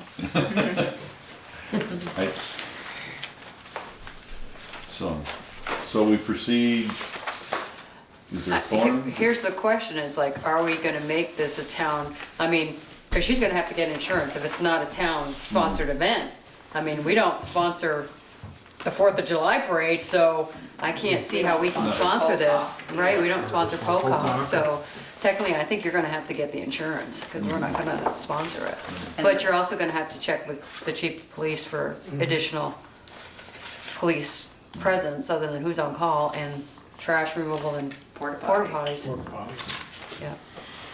So Is there anything else that she's got? And I can send you the email Okay. for the link to the insurance company, because when I did that with Darla, on Thursday, trying to figure out, you know, how much would the insurance cost? It depends, that's what you have to name is if it's 2 days, if you need the day and then a day to clean up after, then they make you get it for the 2 days. And you have to know how many attendants, how many vendors, how many, so, you know, we were just putting in an estimate. So, you'd have to have real numbers. There is a form for her to fill out if she wants to use the green, which she would get, she could get from Darla. If I didn't already forward that to you, I don't remember, I could forward that to you. So I could forward insurance information. And I'll forward the, Bristol Rec park use form. Are you all okay with her doing this event, you know, before we get too Well, further with that's what I this? was gonna say, do you need a motion or consensus? Well, if you're not gonna sponsor it, then then it would be the same that you would do for anyone else, which is you'd give her permission to use the roads, you would require her to get VLCT insurance, and require her to have proper, you know, trash and portalet removal. I would say, fine with all those caveats, that she fills out all the proper forms and Gets the all coverage she needs or whatever else. and Good luck. And the streets are, I think we ought to at least name the streets that she can't use. You know, Oh, yeah, is Airport there- Drive to West Street to Main, right, Peter? So Which is basically, Route Yeah, 116. She's already got the route that she has. The route's already in Right, here. Yeah, Look there's at not- that. yeah. Right, yeah. She's aware of that. Yes. Yeah, with Darla, I think Darla and I talked about it, so. So would Darla have, like, sorry for saying, like, yeah. I saw that she had a map when she does the harvest fair, for instance. Yep. So I can use maybe she would let me use some Oh, of I'm those sure. templates to I'm sure put she it would. together. Yep, so yeah, portalets, trash, police, insurance, right? Is that everything you said? I believe so. I Yeah. understand that, yeah, so. No. The other question, just out of curiosity, is if you, I'm not sure if you're aware of that or not, but do you know that the Bristol Rec Club owns we don't own the property next to the hub, that they own it? That The sports team. Yeah, the club owns it, yeah, and Okay. so that's where the horseshoes are and stuff, Yeah. and I'm not sure if that is, I'm not sure, they might be more open to allowing you to use their property for the festival instead of doing it on the green, which might make your insurance requirements a lot less, depending on what they require, I don't know. I could forward you a contact information for the club. Sure. Is it Troy? Yes. And they're gonna require insurance too. They're gonna require insurance too, but I'm saying is it might be less insurance, the cost to her insurance might be less if you're then if the hub pulls off the demonstration of the skateboarding and you're right there, then you could either still do the parade or not, depending on what you want, but, I'm just wondering if your first year, it might be all in one area, that, you could get okay to get parking from the high school and then you're kind of in one spot, they have bathrooms and et cetera. Because so with the parking and stuff, I mean, I know 4th of July is it's never gonna be. Yeah. But, Yeah. but like Sun Common, I know had a little festival on the, Yeah, they can park around the green. There's no overnight parking, but there's Okay. hours marked. People can park on the green. They can park at the high school and walk, or the elementary school and walk if they chose to. That sort of yeah, thing. okay. But I will send you all of this information, the links for the insurance info for the park, and then I guess I would just need you to get back to me. Like with with all that stuff. Well, and just for sure if you're going to move forward or if you're going to go to the club or what the deal is. So when do you want to hear back from her? Well, she's got 3 months. I know, that's what I'm So, saying. very quick. Yeah. Very Yeah, well, I could do it. I'm gonna have to make up her mind I fairly know. quick in case the Yeah. park got booked by somebody else. I mean, Right. it's not, they're not knocking down the doors to use it, but Yeah. in the event that, Somebody else already has it, yeah. Well, I know that it's not, Darla said it's not taken yet. Yeah, no, it Because I asked her to save the date like 3 months ago. Yeah, it wasn't as of then either when I asked either. No. So, okay, so you're basically you're just saying she can move forward with all these caveats that you've outlined, and, Have to let you know by what do you want to say, March 13th? That's 2 meetings and, yeah. Oh, yeah, I mean, I would say by the end of next week, I can definitely Okay. know all that information. Well, then by the get on the 27th, 27th. which is our next meeting, Yeah, so if we can Great. know by then, or Okay. at least Teresa know by then. yeah, I'll send you that too, Melanie. So by February 27th, we know whether you're moving forward with us or you've made a separate deal with the club, or you decided, all right, because of the insurance, the other thing you could look at is the insurance. Is it cheaper if you just do the festival and not the parade this time? Like, you know what I mean? I'll give you the link, so you might want to play in there with a couple of options. something happened at the elementary school. Is that legal to have like a festival there if the Safe Routes, because the principal, Safe Routes is a community-based Yeah. program? The select board has no, yeah, absolutely. If That's they another wanted to board. hold That's their another festival, board. then they certainly can. You could deal with the principal. I'm not at the elementary school. Maybe he has the autonomy to make that decision there. If not, he could go to the school board. I'm not sure. Because they would have more insurance in terms of like if the school was in on it, if it's Yeah. on the property, then. Yeah, that's absolutely true. Yep, and they certainly have the playground in the area, so Yeah, yeah. you could check with them as well. And but I'll get you all this. I'll get you these links in an email tomorrow, Melanie. Awesome. Thank you so much for taking the time. Thank Yeah, it was nice to meet you. Nice to meet you too. Good luck with everything. No, you You could too. look. You too. Yeah, But it's always worth bringing new and exciting things into the world. that's all right. Public forum, opportunity for citizens who are not on the agenda to briefly share comments and concerns with the board. Anybody? Okay, just, oh, sorry, go. Hi, Craig Allen. Ask a question. Thinking of the use of the firehouse, are there any thoughts, whatever you decide for the new use, for the successor use after whoever, be it museum or bed and breakfast or whatever, or residence, at some point, there's then another user when these people die or whatever. Are there any issues with the town for controlling the successor use down the road, where folks may not have the image that, you know, the people that have presented to you right now have.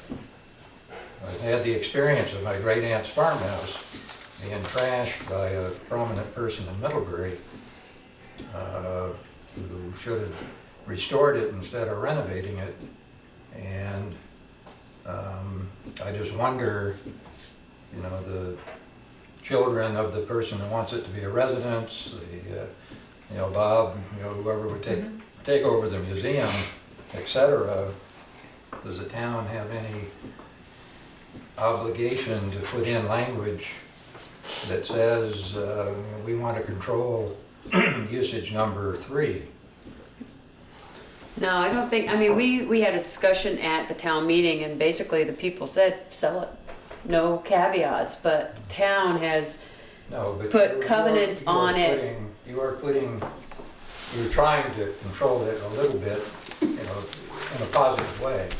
So They did talk about putting that in the deed. Right, I mean, the covenants for the exterior to keep it, but there was no discussion about what the interior would be like. So, I mean, the covenants that we've discussed are for preserving the outside of the firehouse. But does that then? I see where you're going. Yeah. That runs with the land. That covenant goes in the deed and it goes from owner to owner, owner. Okay, Yeah. but they're, okay, anyway. Does that answer your question? I mean, unfortunately, we can't control the inside of it. Well, no, but, yeah, I just, That was a good question. anyway, Anybody else want to speak to that? because it also depends on the energy of folks, I don't know, 20 years from now, 10 years, 30 years from now, whether they even care, Right. but anyhow, I just. Who don't have the history of where it's been and where it's from. Well, what about the Crystal Palace? How people have shown an interest in restoring that back to, you know, and calling it the Lawrence House because of the original owners. And I mean, there's definitely people that want to preserve things But from his the point, past. we don't have control over Right. what the next owner does. I have faith. Not with that. No, We do with the firehouse. Yeah, just the exterior. just the Yeah, exterior. right, Yeah. right. Yeah. It didn't work And out. I, Oh, frankly, right, I with think the that's, person in the. That's as best we can do. Destroy the- Right. yeah, destroy the- yeah. Okay, all Okay, right. We're gonna discussion on earlier presentations for 32 North Street. Bye, Peeker. I can go home, you said? No, you can get sit in sit with your wife. So basically, this is what I was asking about was how you want to proceed. You have options, obviously, if you could go in executive session and make a decision tonight. You could say you want to sleep on it and make a decision on the 27th. In case you had any more questions, I could get other answers for you, unless you, so I'm not really sure what your pleasure is here. We've had this stuff Yeah. for long enough, and there's been plenty of time to read it in detail, so we know pretty much what each individual's intentions are. I would like to go into executive session on the 27th. On the 27th or tonight? On the 27th. Okay. Give us another little bit of time to review it and just mull over Digest what what the we got. presentations have been tonight. Are you good with that, Joe? Yep, I'm fine with it. Peter? Yeah, I can that's make it fine. either way. Yeah. Okay, You good with that? I'm good with that. So, all right, and if, so does anyone, do you have any other questions? Do you feel that or if you have any in the next few days, you can certainly Right, get back let you to me. know. Just email me or call me, and I'm happy to track down those answers for you if you. Yeah. I'm afraid of going into executive session tonight and just jumping. and, Yeah, no, I think it's smart. Michelle and I spoke earlier, and that's what she thought, was waiting till the 27th as well. Kind of give everybody a chance to think about it. You can rewatch it on ETV if you want, or whatever. And It can also, people who are watching it on TV may see the four of us and say, hey, you know, I like this presentation, I don't, just, you know, give us some feedback too. Yep. Do you want the presentations to go on the website? Do you want me to scan them and put them on the website so people can look at them, or you want me to just leave them out and we can redact the price or not? That's your call. And for people to see them here, what would you? I don't see the need for that. I don't either, and I wonder how often it's used anyway, Yeah, so. yeah. But if someone wants to come in and see them, they can. Yeah, They if can somebody come wants ask to it. come in, I they guess certainly Have a can. copy in here. Yeah.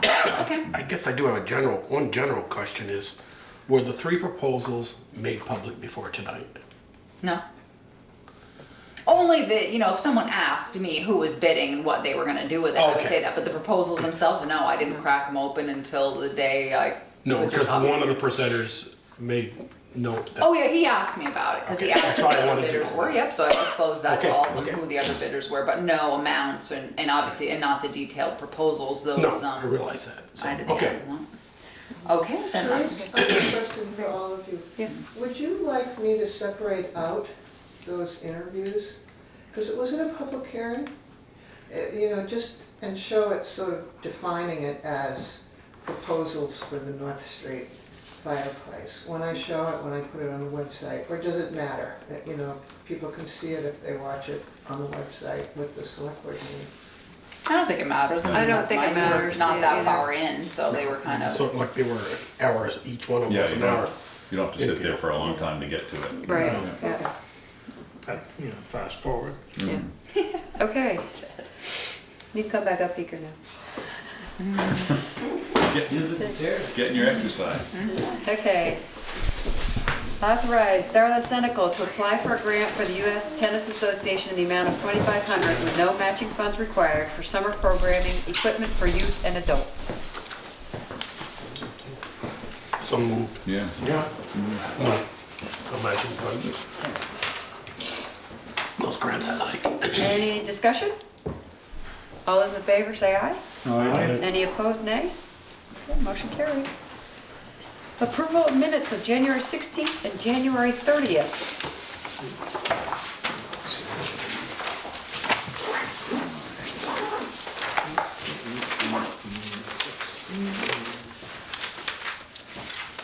So thank you to Peter. So did that we was not the do 30th. January? We did the 23rd last Okay. week. It was the Yeah. 16th that you guys didn't Okay. have.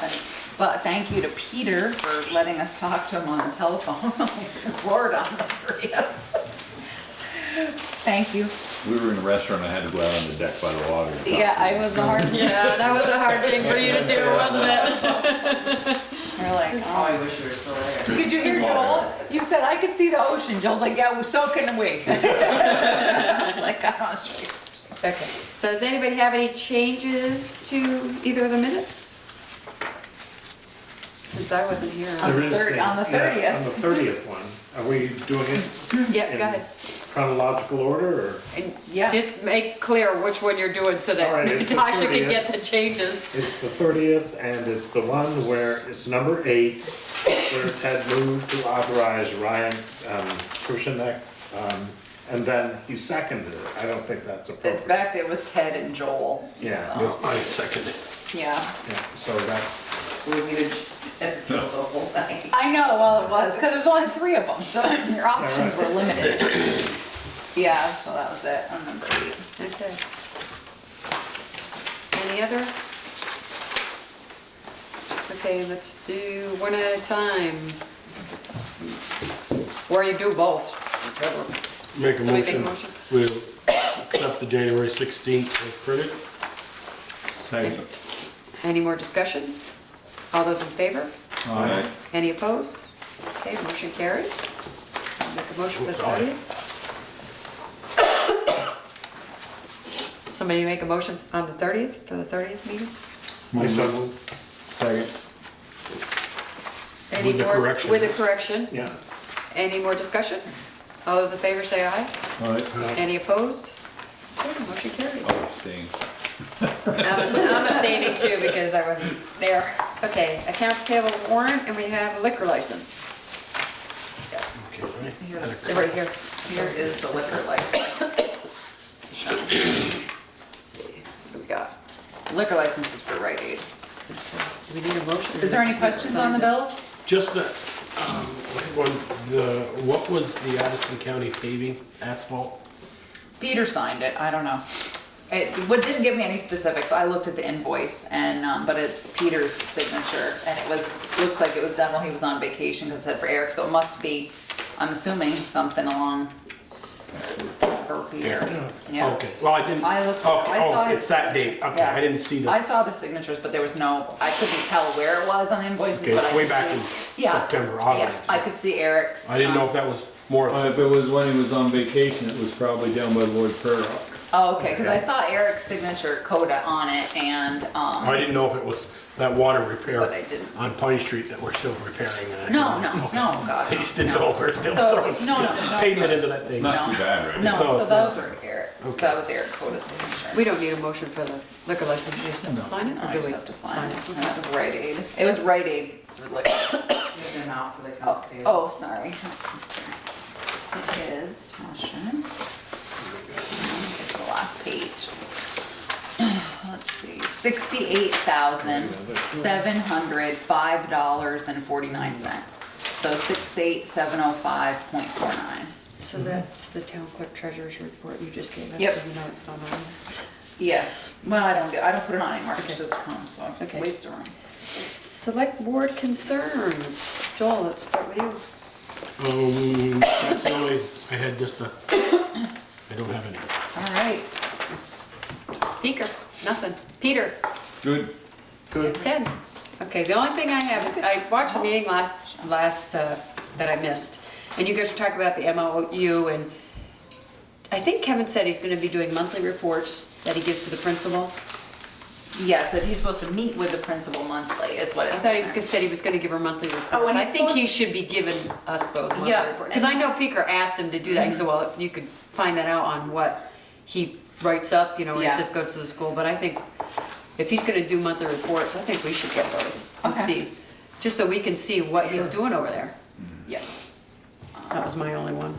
Actually, I did have one. Okay. How did we leave it, I tried to read your letter to the chief. How did we leave it with parking the second cruiser, taking it home? You told him he, It stays at the garage His cruiser can go to his place. stays at the garage unless The they're second on one. call. unless they're on call, yeah. So, someone in Pittsburgh can take it home if they're on call. If Josh is on call, it'll go to Lincoln if he chooses to take it. Jory's on call, she can take it to Pittsburgh. I don't like that. I don't That's think what she's- you agreed to. Well, that's what I'm asking, that's why I'm asking. You said that if they're on call, they could take it home. I thought But we generally, said- she doesn't serve call because Because she's he part sat of here the and told time. us he wasn't going to Yeah. do that, even if we told him to do it. Right. And that's when we asked him who he worked for. No, you But, didn't. But yes, so anyways, the ones who take call are only the full-time. So it will either be in Bristol with Randy, or Lincoln with Josh. Or Kevin. Part-timer, or Kevin's will always be with Right. Kevin. The part-timers don't take call. If you look at the schedule, they're not generally on call. And Josh doesn't take it home, so that may be something that. And Randy doesn't usually take it home. I just Josh think we does ought to say, occasionally. let's have the on-call cruiser, not the chiefs, the on-call cruiser, when they're done at 3 AM, they back in the Sallyport, and they go to Lincoln, or they go to 116, or they go to wherever they go, and when they get a call to come back in, they go and grab the card and go on the call. I think we ought to make it clear to him. Well, he'll be back on the 27th to discuss his parking ordinance, so I suggest you have that conversation with him then.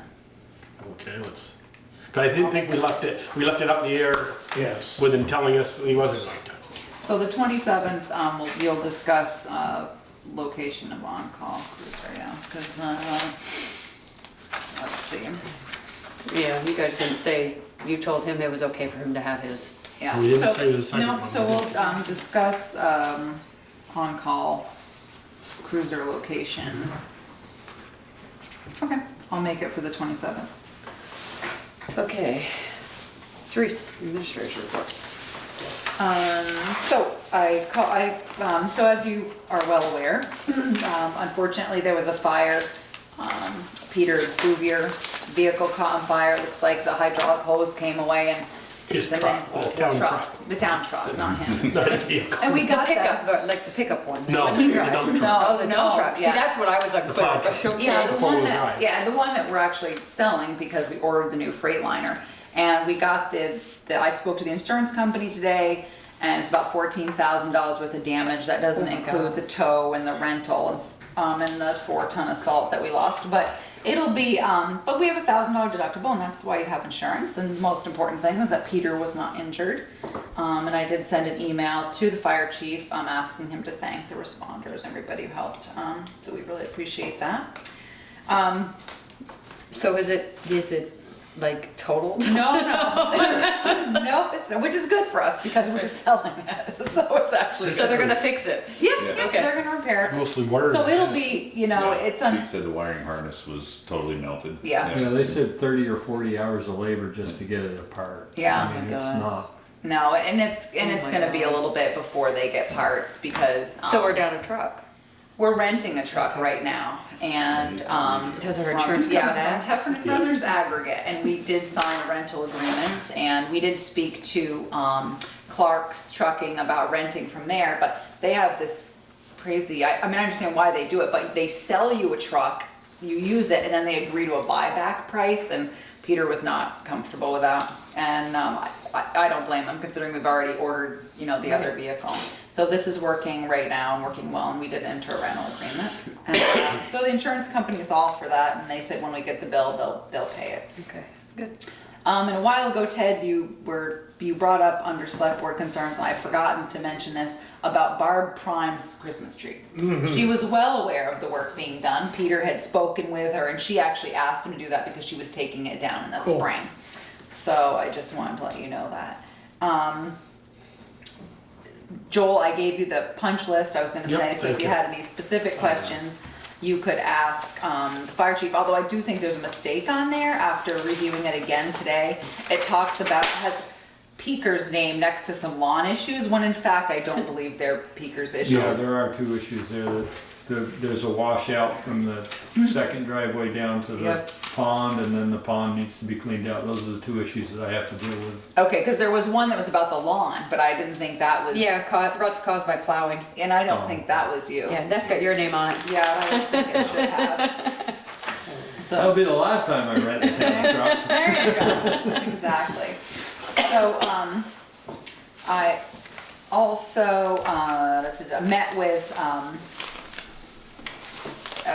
Brett, I'm sorry, I'm losing my mind. Brett and Milford and I met, and Kevin Harper, about the lighting over at the fire station. So The sign, you mean? The sign, lighting the sign. And I have to say, Milford was terrific. He and Kevin want to take care of it to the cost of it. The only thing that we're gonna do is have the electrician put it in. We're gonna use the same strip that we already purchased. And this is what he's having done. He is having a piece of metal, I'm gonna pass this around so you can see it better, but a piece of metal fabricated so that the light is gonna be in here and it's gonna come off the brackets and shine over here on the light. And this is gonna be on, what's the word, like levered hinges, so they can adjust it to make sure that they get the light that they want. So I'll pass these So they're around. on adjustable hinges. Yeah, that way The it whole can be light thing moved. is gonna So be he on said an basically, adjustable once hinge. it's up, it can be adjusted so that the light shines correctly.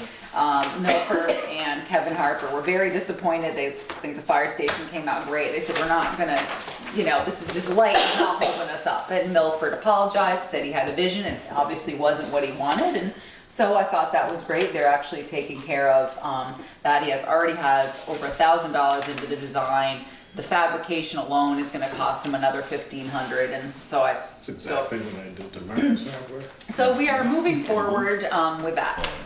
And we're happy about that. Milford also said that he is gonna be submitting the fire station for design that's gonna be around energy efficiency. So he will be submitting it, once we have a full year of bills, he sends it to Energy Efficiency Vermont, and they look at it, and so it looks like it may be a candidate for an energy design award, which would be nice. Also, let's see, I told you about the fire truck.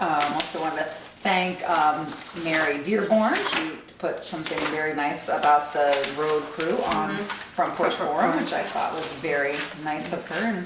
And you know, they're definitely hard workers, and we always appreciate that when people take time to, people take a lot of time to complain, but they very rarely take time to say nice things. So I thought that was very kind of her. Also, we got notice from Green Mountain Power that we are currently leasing our street lights, and they're gonna be upping the cost to $16.98 a month, but if we agree and we move forward that with them changing them to LEDs, which we will, it's gonna drop to $10.38. They're not all done? They're all done. They call this security lighting, and it's one, I thought they were all done too, but it's one specific account number. And so they're changing them. So I'm not sure if it's, that's what I thought. I'm like, they're all done. But I was like, no, here it is. Here's the letter. So it's 10, down to 10 what? What it's gonna do is it's gonna drop from a current $16.17 per light to $10.38 What, no, what is it per currently? light, $16.17 I thought per that's what it light. was going up. No, it's gone to 16.98. Okay. So she said, for any reason you do not want us to change your lights, let us know. Otherwise. So do you know which lights are not LED? Or how many?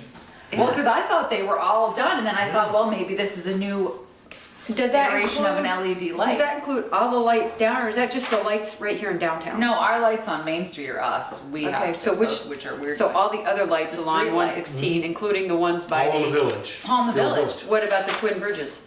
Those are on the, Yeah, those are on it is state state. highway. Okay. You'd be lucky if those are lit. So I thought the same thing when I got the notice, but I just like, you know what? Bob They're gonna Don's, give us a discount for something, That's why I let's take said, it. just Bob go. Don's Maybe work- they start pulling in and realizing Bob Don's they're worked on already that. LEDs. Yeah. he I was know. on the energy committee, I when I know. got on the board. And I remember him coming, and I remember him being done. I thought, well, maybe Because it's we had just a new some tweak that iteration went around of, and yeah. drove It'd around. be interesting to know which one. Yeah, we I'll found. get Yeah, it. so I would say What- find out how which many ones. and- And ask Bob, say, Bob, do you remember? Yeah, 'Cause well, I know they're he screwing did, us. He did them all, so I'll give her a call and see. And it has the account number. I just thought it was funny. I was like, oh my gosh. Cause if they've been changed, it means they're overcharged, they've been Right, overcharged. they're overcharging us. So it says because it's less. These are like a different. The way she's describing it is it's a different LED. So that's what I thought after reading it. Was thinking, oh my, they have a new. It's a new bulb. So we'll see. VLCT changed some plans, which is good. They plan to increase worker comp rates for librarians and parks and rec staff to a higher rate, but listen to some of their members and decide that they're gonna leave them the same, which is great. Thank God. Yeah, I know, which is nice. Also, VEMR's, we had projected in this budget another increase for the town's percentage because that's what we've seen. And we actually just got a letter in the mail the other day saying that they were not gonna do that, so, which is nice. So we had budgeted for an increase for the employer's share of VEMR's, but we didn't end up getting it. Believe me, I'm sure that'll go somewhere Oh, else. I know. Well, but at least it was nice. That's to right. think about it. So, that is it. And you have a couple items outlined for executive session. Yes, so we will need somebody to do the motion to go into executive beating the session. Thanks. Make a Attorney motion to client. enter executive session to discuss confidential attorney-client communication made for the purpose of providing professional legal services to the board per 1 VSA Section 313A, paragraph 1 and 4, evaluation of employee per 1 VSA Section 313-8-3. Somebody want a second? Second. Any discussion? All those in favor, say aye. Aye. Any opposed? She didn't give We're us in much time to executive discuss that, did she?